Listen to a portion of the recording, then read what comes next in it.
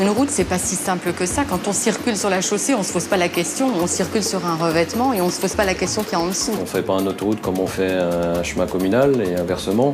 Le schéma est simple, ça reste du bitume, du caillou et des sables. Mais après, c'est plus complexe. C'est toute une installation, c'est toute une industrie.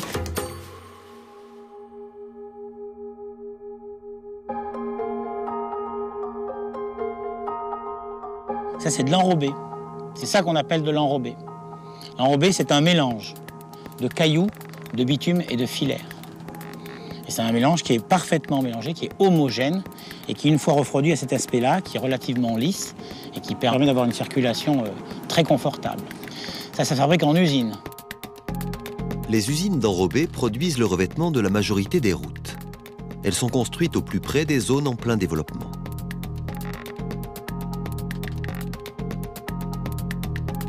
La fabrication de ces enrobés commence par le prédosage des agrégats, des graviers et du sable, qui sont chargés dans des trémies et enfin acheminés par tapis roulant jusqu'au tambour de séchage.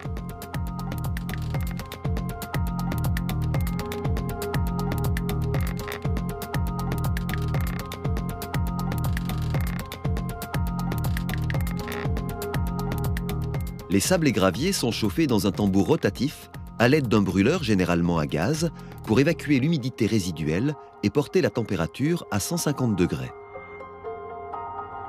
Les fumées de combustion sont aspirées dans le tambour, puis traitées dans un filtre dépoussiéreur qui récupère toutes les fines particules.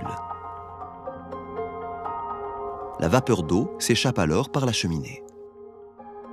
Les matériaux secs et chauds sont enlevés par un élévateur à godet jusqu'au sommet de la tour d'enrobage.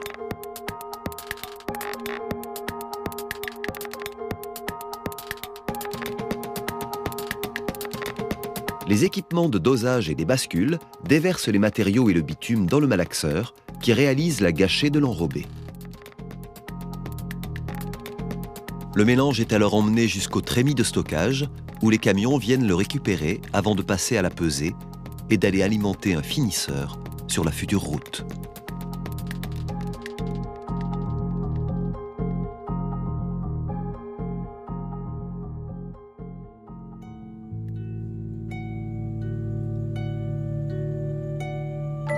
On a des spécialistes ici de l'urbanisme, de l'environnement, de la prévention. On s'est tous mis autour d'une table pour essayer de faire le meilleur projet possible avec tout ça. Ce sont toujours des sujets qui sont extrêmement transverses et qui nécessitent justement l'intégration des savoir-faire des uns et des autres. Je crois que ça, c'est l'intérêt d'un groupe comme le nôtre. On a pratiquement 400 centrales d'enrobage dans le monde et on a acquis une très très grande expérience sur l'outil industriel, à la fois sur le plan technique, quelles sont les meilleures dispositions pour faire des enrobés dans de bonnes conditions, et également quelles sont les meilleures solutions pour bien l'intégrer dans l'environnement.